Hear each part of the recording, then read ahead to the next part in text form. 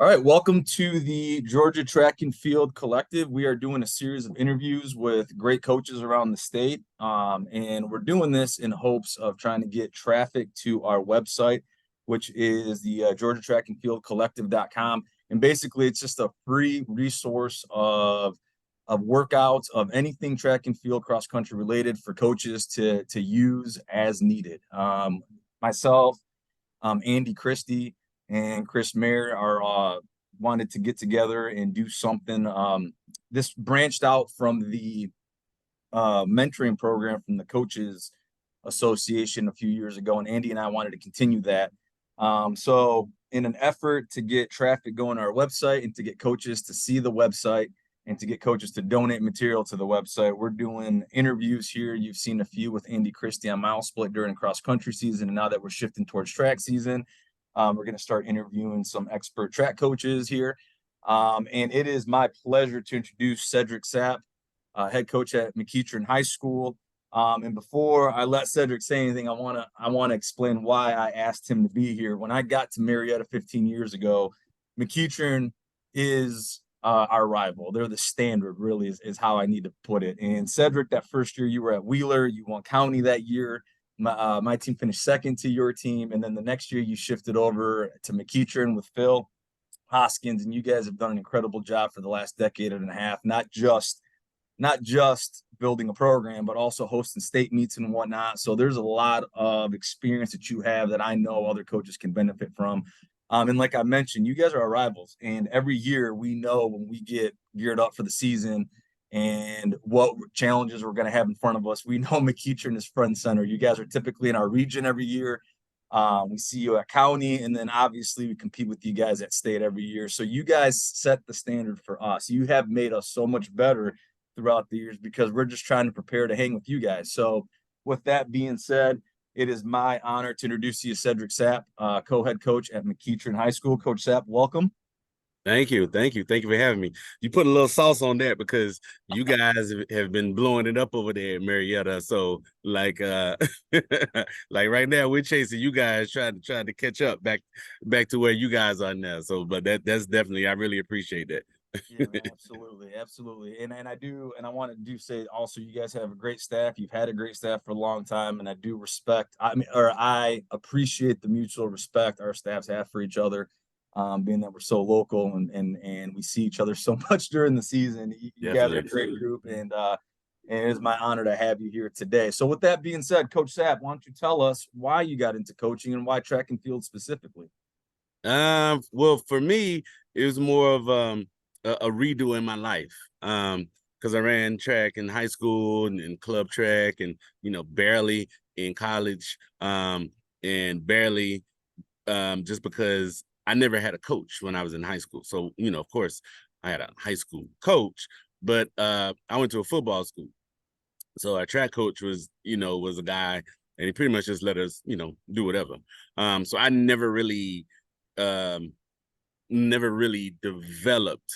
I never really had someone in high school like give me the opportunity to focus on developing a specific skill. I just ran, we picked and choose what we wanted to run. That was to my detriment as I went to college. And based on certain things and abilities and things of that nature, you get to a college and your college kind of puts you somewhere, and Right. it's not where you were when you were in high schoul, and you were never developed. You never mentored as a track athlete. I was never giving those gems. So I took it all as with a bad attitude, and they tripping over here and things of that nature, and lost the opportunity. And then when I realized it was too late. It was too late for me, toward the end of my college career. So that's something that bothered me for years and years, because I graduated college in '96, North Carolina A&T State University. And I met someone in 2002 that was a part of a youth club, a youth track club. And they invited me to come out and meet some people that were in the area where I was. I lived in Smyrna at that time. And there was a club called Gazelle Track Club that was, at Campbell High School. So I went over there and, just to help one day. And, I came back and, that week turned into where I am today. I never looked back. I never stopped from that day in December 2002. And I've been coaching ever since then. I feel like it's was something for me that was a calling to kind of give back to kids, to learn from my mistake and help kids that I come across not make those same mistakes. So and that's how it came for me. that's outstanding. And I think my next question was about your coaching philosophy, and I think you were touching on it a little bit there, and your motivation as to why. Why don't you elaborate a little bit more on your philosophy as a coach? My philosophy is you can specialize in being well-rounded. So if I'm a 1-2 person, you can't not only think the only thing you can ever train for and run is 100, 200. Right. Just the of being able to run a 400. Everything training philosophy wise that I've always done is based off 400-meter conditioning. That's for everyone. Some of the best triple jumpers and long jumpers in the world were great 400-meter runners. May not be in their primary, but that's something they could do because their body was well prepped and trained to do those sort of things. So my coaching philosophy for these sprinters and hurdlers is based around us being able to go out and run competitive 400s. So that's my training philosophy on that end. Yeah, we don't differ very much there. I think the 400 and the 4x4 for me, it's a passion. It is a passion, and it really fits more athletes on your roster than you would imagine. Not many of us have 20 to 30 100-meter runners coming through the halls. You know what I mean? Right. Typically, so that 400, I agree with you 100% that the 400 it does extend to other events, and you can't ignore that. Because when you're dealing with athletes, everybody wants to run 100, 200. Everyone Right. one field day back in the day, and they think they're a 100-meter sprinter or football team. The football boys come out and coach, I'm fast. And there's a difference between football speed and track speed. There's a definite difference between Absolutely. football speed and track speed. So we have to be able to differentiate that and allow those kids to work in those events, but there's something they can be more beneficial to the team. And yeah, we're well prepped to be able to go and transfer that to another area. Absolutely. So you mentioned the Gazelles Track Club back in 2002, and they brought you in for practice, and that kind of ignited your passion for coaching again. So tell me about your mentors. Who shaped you? Who helped guide you in the right direction to be who you are today? Well, mentor wise, like when I came in, like I said, Gazelle Track Club, that was Raymond Lanier and Michelle Lanier. Those were the people that were primarily, well, really, they were the main two coaches when I came there.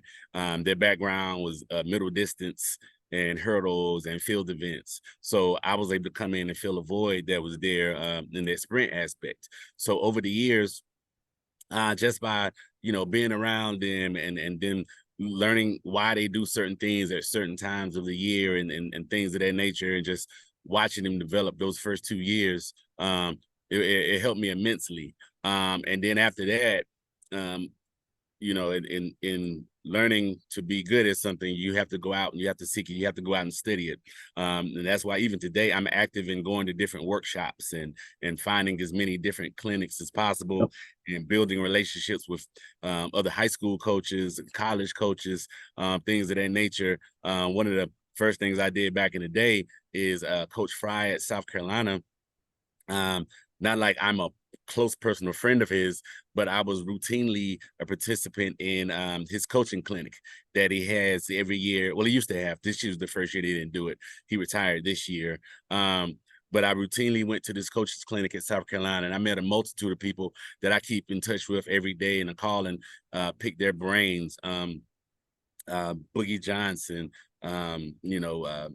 different people along that lines that you're able to kind of call and send a text to and get it a little tidbit of information from here or there. All those things are great. Coach Althea Thomas that's the Yep. head coach at Vanderbilt now. I met her before that, but in going to those clinics, I got to, spend more time with her and have a really good relationship with her now. And, I constantly call her and beg her, or she'll call and ask about certain people in the area. So not more say a mentor, but they're people that I've come across that I've forged relationships with that when need be, I can, call and ask a question to. And also one on that, just to mention, not as much as a mentor, like a super close friend. One of my best friends, Brian Smith, right now at Pebblebrook. Yep. He's one of the great sprint coaches in the state, and he's definitely a great strength and conditioning coach now.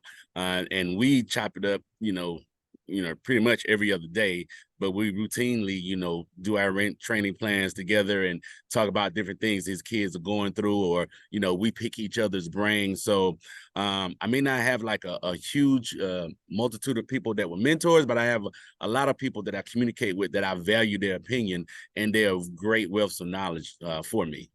I really do appreciate you making the point that, I mean, and I sincerely mean this, your resume is outstanding. You're an accomplished coach. You've done a lot. Your kids, year after year, have done a lot, but yet you're still talking about every day. You're still to this day reaching out to those people and bouncing ideas off them, which is Right. amazing. Because that's what it's about, is about continuously learning, getting better. And I love the fact that you still have people that you bounce out. And I do the same thing, whether not even just with the sprints at areas and relays, just in training in general, philosophy, all that stuff. Like, I need that interaction with people to keep it stimulated so I can continue to grow as a coach. And you saying that, I appreciate you making that point, because if you ever get to the point where you feel like you're established, you feel like you have learned everything there is to know, if you ever get to that point, you're regressing big time. And Right. those are the coaches that are like dinosaurs that kind of get extinct because they fall behind.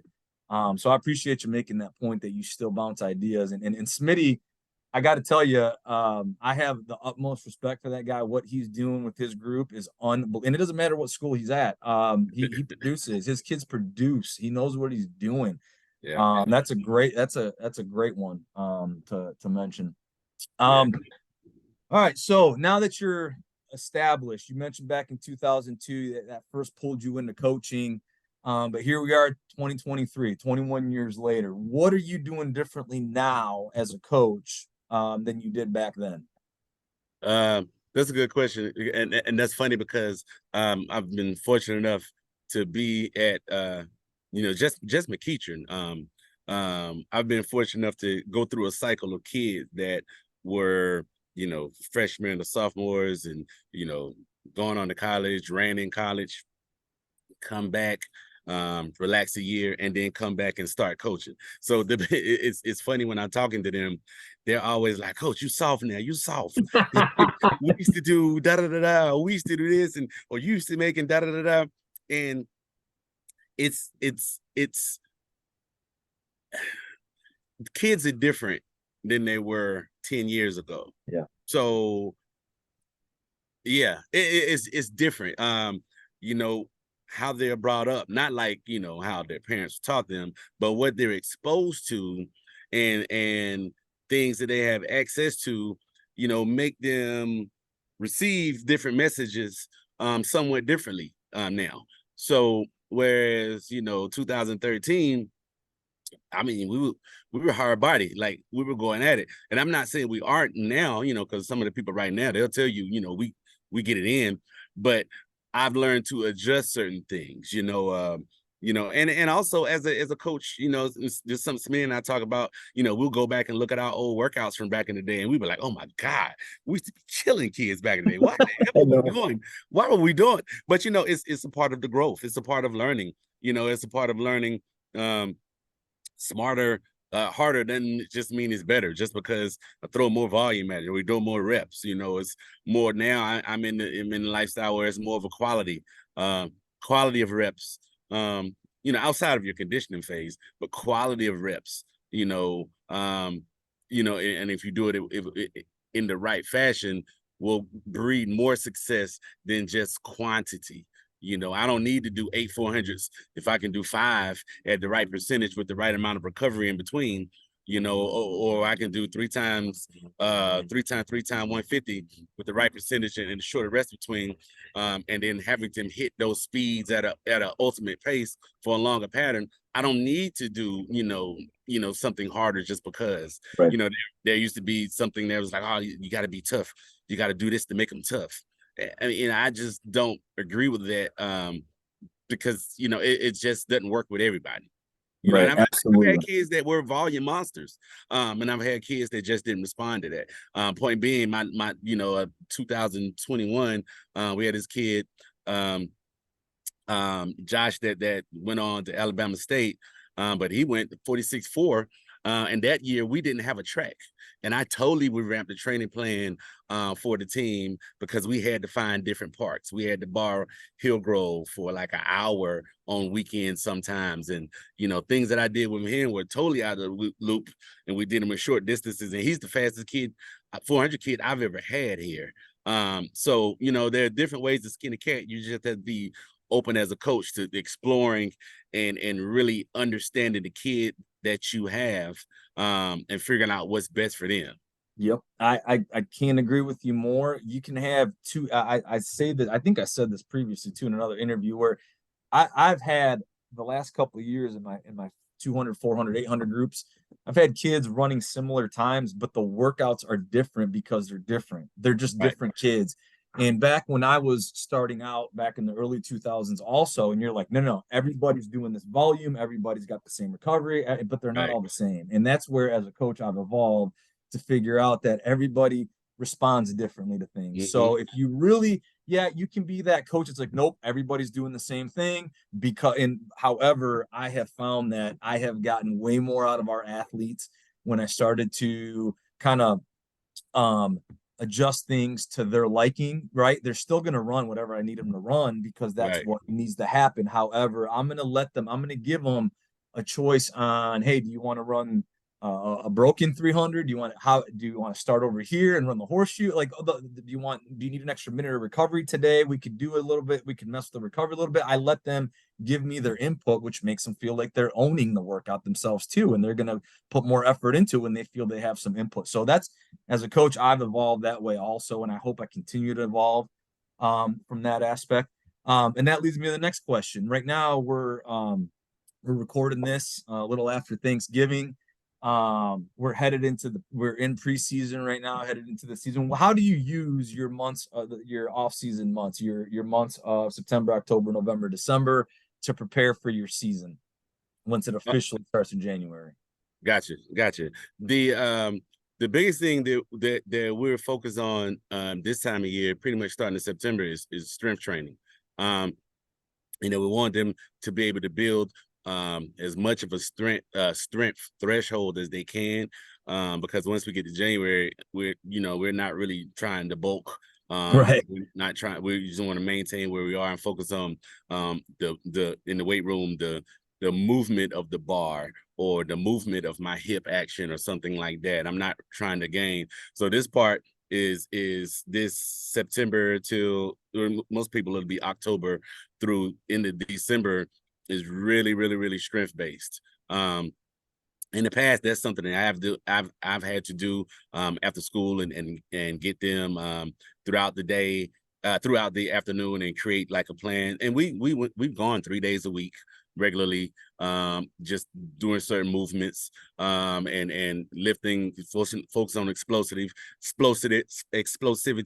and then later in the year focusing on elastic strength. By the time we're pretty much coming out of this point here and around Thanksgiving time, plyos are starting to increase, things Yeah. of that nature. And also, when of course, you have your limits, but you have your 4 people that you work throughout the year. Usually those 4 people are usually your prime athletes anyway. So those people, we're working on acceleration. If I'm talking about my sprint and hurdle group, we're working up to 30 meters of acceleration, on the grass, no spikes in the beginning. And we're same 3 days, the focus of acceleration, a technical day where it could be a bunch of drills, but just form specific, maybe taking them longer distances. a lot of ankle straight leg bounds on that day also. That's also, you know, playing upon that strength aspect. And then the third day is usually like our conditioning day, where I'm a 3 minute, 4 minute, 5 minute run kind of person. And I do a lot of those for, you know, the first 4 to 6 weeks. And then they begin to transition into those tempo days. The good thing about when you have that 4-man group that you can work with, those are the kids, usually if you've got a quality group, those are the kids that can lead another group. So you can, you know, say, hey, I want them to do this. Awesome. I want the group to do this, and you can have a leader that can take, you know, another 12 people and, you know, at least have them doing something until it's time that the team goes live and we're all together for real, for real. But that aspect right now, I mean, that's something I've done. You know, I've always done that. Acceleration day, a technical day, and then a longer day, more conditioning, where they're handling volume, and that transitions me for those first 3 months. That transitions me into January. And if you're doing it the right way, you can still, you know, be in shape to go and run indoor meets and things of that nature also for those 4. But yeah. Absolutely, coach. I appreciate the feedback there. Yeah, that's some good stuff. We do here at Marietta also, we have a group of kids obviously not in season in a winter sport or a fall sport for those kids that are willing. We get very technical with our 4-on-1s. And then we have a general conditioning group. And I'm fortunate the last couple of years our administration has bought in, and I have a weight training class. It's not called track and field. However, the majority of that roster, if it worked with their schedule, I have a lot of track kids during the day in the weight room with me. So yeah, the off season, it's not an off season. And in our program, we don't call it the off season, we call it out of season, because even though we're not in season technically, we're still working for those that are not involved in another sport. Exactly. And like you said, the movement, the bar movement, the hip movement, those are the things that we focus on in the out of season, because those are the things that will translate over January, February, March, all the way through May. So Yep. that's what we focus on too. So I appreciate you bringing that, shining a light on that. The For good thing coaches to about know that. that is for me this year, which is the first time I've ever had this since I've been in McEachern, except when Smitty was there. Except when Smitty was there. He was only there for 2 years. But now we have Lou George, that is our strength coach now. He's Okay. coming from Douglas County. A lot of people knew him from his time at Westlake. So he's our strength and conditioning coordinator now. Okay. And Great. now I can turn my back. He has my workouts. He knows what we're doing different times of the year.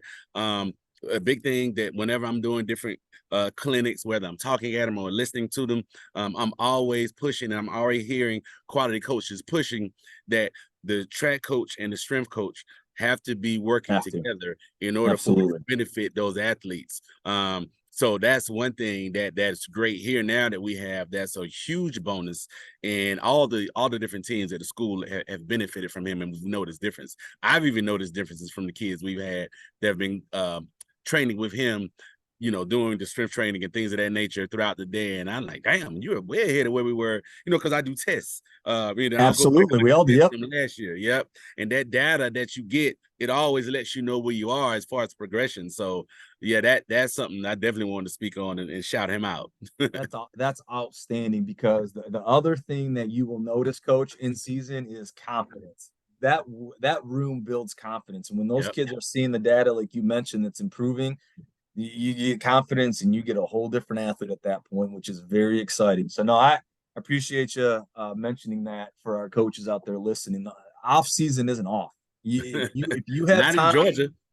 it's not. And then you can do it legally, right? 4-on-1s technically, using technical model on the track. You can work with 4 athletes and have a full track practice with 4 athletes. Exactly. But general conditioning, weight room, that type of stuff, if you have kids that are not in season and you're not messing with another coach's program, you absolutely can bring those kids in and do productive work in the out of season area. Which leads me to my next question. Now that we're in season, McEachern High School has outstanding facilities, and you guys have hosted sectional and state meets successfully too. Let me add, since the pandemic, you guys have done an outstanding job hosting huge meets here in Georgia. And as at Marietta, we have a smaller facility, not as big, but our major lifeline financially is hosting meets, and we try to have annual meets. um, every year. And it is tough as a meet manager and as a head coach. You're managing your kids, you're managing your staff, you want your kids to be productive, but yet you're still managing a meet. You're charging money. You've got 20 plus, 30 plus schools at times coming to your campus and facility. You can't ignore the meet and just coach your team. What advice do you have for coaches out there who are going to dabble in the invite? They're going to maybe host an invite. How do you what suggestions do you have for coaches who are going to be doing that? Plus, they're going to be expecting results out of their team. How do you navigate that? Um, the good thing about myself is that I'm also with Coach Hoskins, Coach Philip Hoskins. He's the other head coach at McEachern, and he and I have a great relationship as far as managing things, because the way we've always been to work it, he may have been coordinating the aspects of the meet, and then I'm doing the logistics of the runners. And we've always had that great synergy. Even before we got to, started having the state championships, that was the big synergy we had. He always made sure we had workers in place, we had volunteers in place. The booster club people were aware, and they had the dates, and they have people that are scheduled to be there. A lot of times I hear stories from certain schools saying they had a meet, and they got there, and the people that were supposed to work thought it was another day. Yeah. So logistics like that are so important, and we do a good job of creating a roster, creating a schedule out front, and then submitting it, and then going out and finding people to staff things well before we get to our season. And that's something that we have to do. The biggest thing that once we started having state, where we all had to be more involved at the day-to-day of it, because it's such a monster, is really making sure you have enough bodies. And bodies can be for something small. It's not just bodies for hurdles. That's what everyone thinks. I just need to have bodies to help me move these hurdles. The biggest thing that happens at a state meet is when you finish one event and you got to pick all the blocks on the cart and move them around to the other station. And then, you have your dedicated 5 kids, but those 5 kids get missing. So you really can't have 5 kids. You got to have like 20 some kids on deck that you can call to bring in real quick to help and do different things. And then you have to think about something like with the different events we have now, such as 4x2. You have 4x2. It's not just, once they finish that event, is as soon as they start and they take off the blocks, you have to have people that are ready to move those 8 blocks until they finish that race, which is going to be, somewhere under 2 minutes. And then you got to put them back on it. And if you have multiple heats, like the McEachern invite, we'll have like 30 some teams there. And you talking about an event like that, or 4x1, and the different races where you have to move them so much, that part is vital to the process of the meet, because you don't want to bog down the same people, and then after you've maybe gotten to the 400 and you got like another 6 events to left, those people get missed on, or they saying they can't do it anymore. The biggest thing is you have to have bodies to put a meet on. You have to make sure you're in sync with the timer, and the timer is in sync with the starter. If there are certain things that you like to happen at your track, like we have a certain way that we move hurdles, and we've had some starters that came to then understand the process that just try to go and do stuff without knowing the process. We don't know it.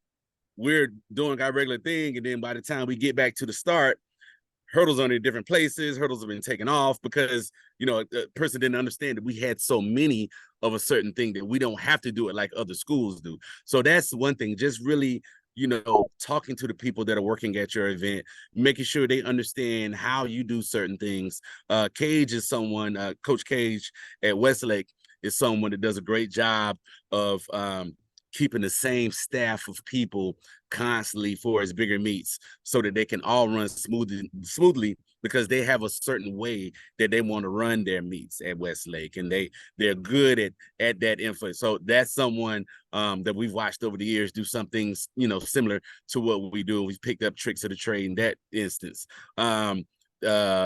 You know, the other stuff is hard. You know, I mean, if you want to lose money, yeah, don't have enough people in your concession stand. You know, that's something that you get your beta club, or you can allow another club or team or during the season to come and work and, you know, do a percentage, or, you know, you have your own parent. We've had a good job of having our track parents come and staff the actual thing, the concession stand. So that's something that, you know, we've constantly kind of, you know, did well at also, as far as making a thing. And it's so much to that state So meet. much to it. I know I'm forgetting some things, but No, you hit on the main points that I wanted you to hit on, and you and I, like we didn't discuss the responses to this at all. So I appreciate, and again, you mentioned some key points that need to happen. You need to be coordinated with everybody involved.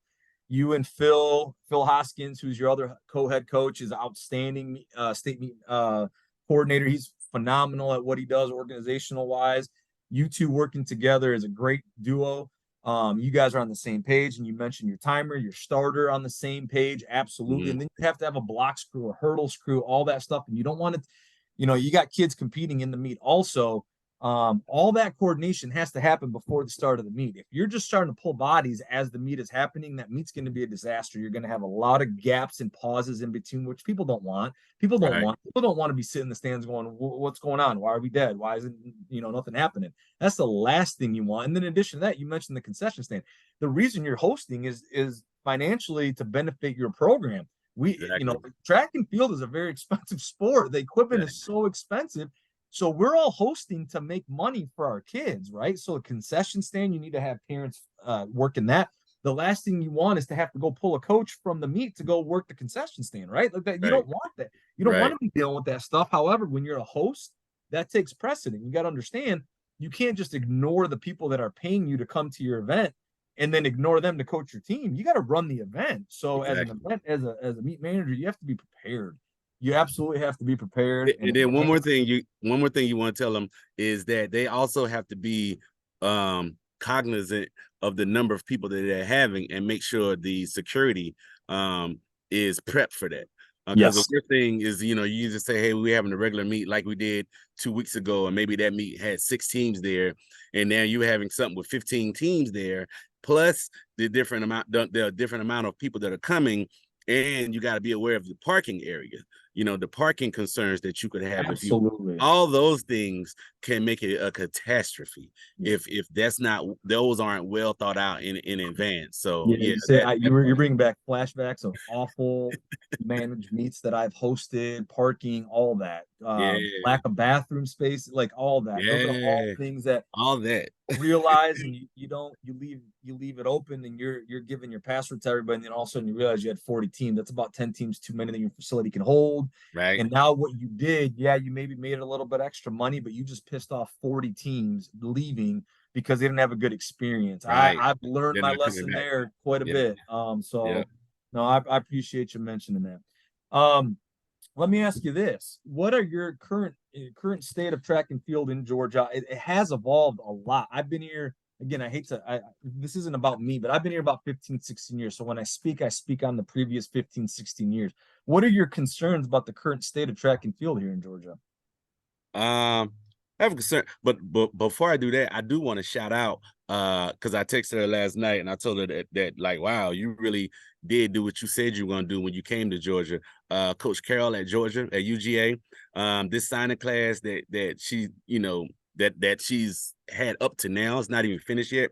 I remember she came and she talked to the organization, and she talked about wanting to keep some of the best Georgia talent in Georgia and you know, build upon that. And I'm just wanting to commend her for the class of kids from Georgia that she just signed this year. Like that ball is on and running. And I definitely wanted to shout her out there. Absolutely. So she has a huge class of top tier Georgia athletes. But I do want to shout that out. But now just to flip to what I was talking about before, the biggest concern that I have, and it kind of plays into when I was saying earlier that kids have kind of changed.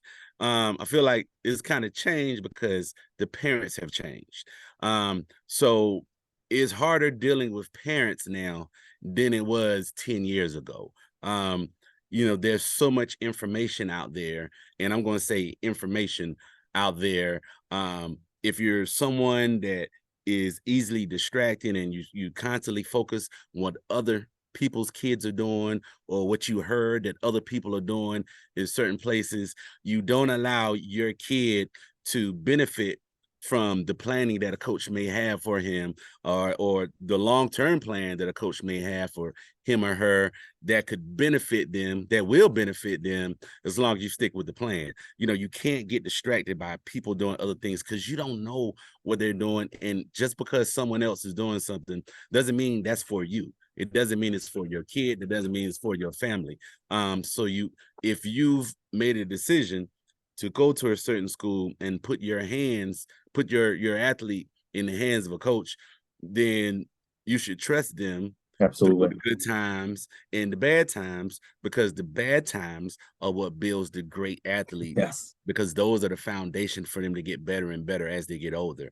Well said, Coach. Honestly, well said. Yeah, that's something that I've noticed, and I'm not really saying it's always me. Again, I have a strong list of coaches that we frequently conversate with, and that this conversation has come up way more than it was back in back in the days, because it's I don't know, I don't know, I can't describe it. It's just different now with the parents and their level of involvement. The parent is supposed to be involved, but the parent also has to trust what the coach is doing. If your coach has a legitimate resume, if he has a legitimate background and history of success, there's no need to question it just because things are different. You know, you can have a kid that's been coached by one person, go to a different program and be coached a different way, and it still be successful, because that's what college is going to be for those parents that have kids that you have these collegiate dreams about. You have to allow them to go to someone, allow the coach to figure them out, allow the kid to figure out the coach, and understand that there's more than one way to skin a cat, and Absolutely. you can still be successful in that because you trust the process of that person. So that's one thing that I feel needs to be addressed a little bit more these days. Well, thank you for sharing that, honestly. And unfortunately here Zoom has a little clock now. I know, I'm watching it. Are you okay? Good. You see, okay. All right. Well, listen, I have the utmost respect again for you and what you've done. And I keep mentioning your resume, but something that you've done that's very significant in the last couple of years. You're the president and founder of the Minority Track and Field Cross Country Coaches of Georgia. Can you please share with us your organization's philosophy and what you guys do and how coaches can get connected with you? And the best way to reach us is to email us at minoritytfxc@gmail.com, minoritytfxc@gmail.com.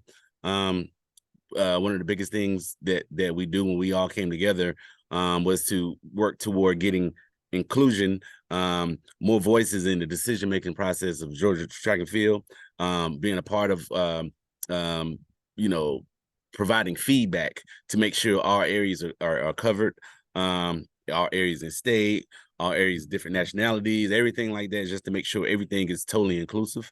So we started doing these Zoom clinics where we had different track, high school coaches, college coaches, professional coaches, different vendors come and advertise and speak to different aspects of what they do and how they do it, and build a pipeline of different coaches that we have that we collect knowledge from.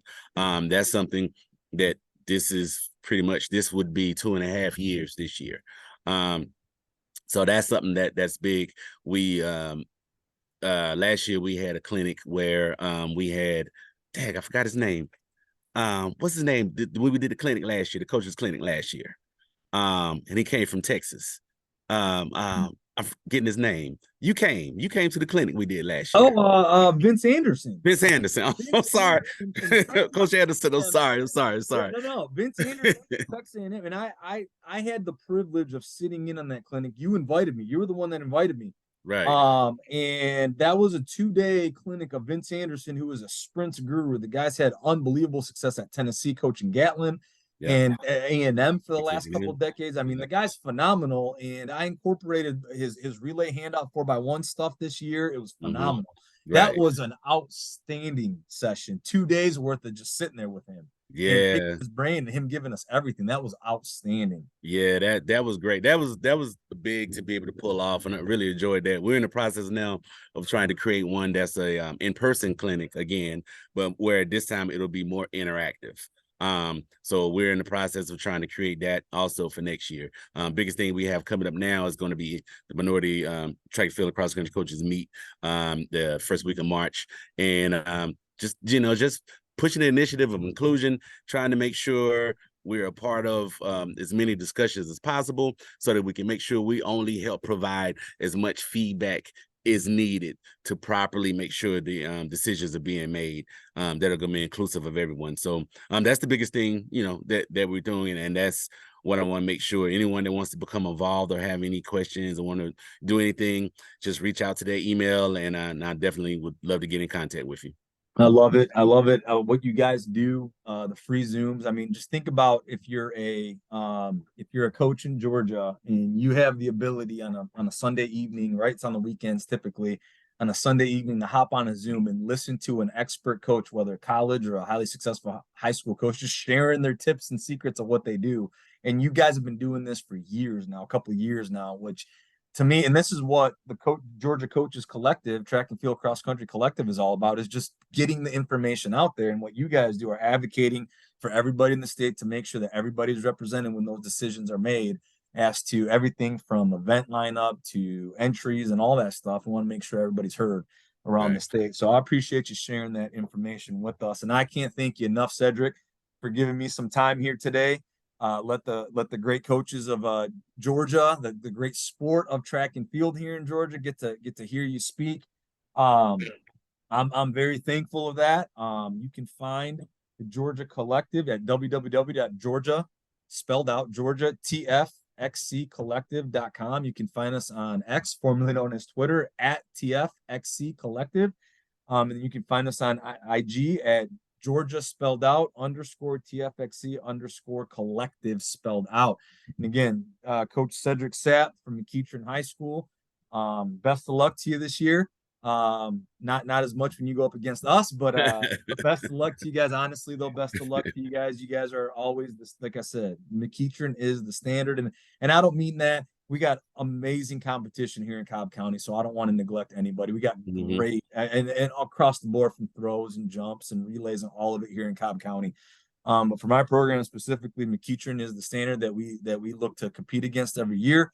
And I can't thank you enough for making us better. And with that being said, Coach, best of luck to you this year. Thank you for this. This is great. A resource like this where maybe more novice and even more knowledgeable coaches can tap in somewhere, go online, look at something. You're creating a database of coaches to reach out and have a conversation to about different things. Like this is great. This whole narrative that you guys are creating is great and is definitely needed.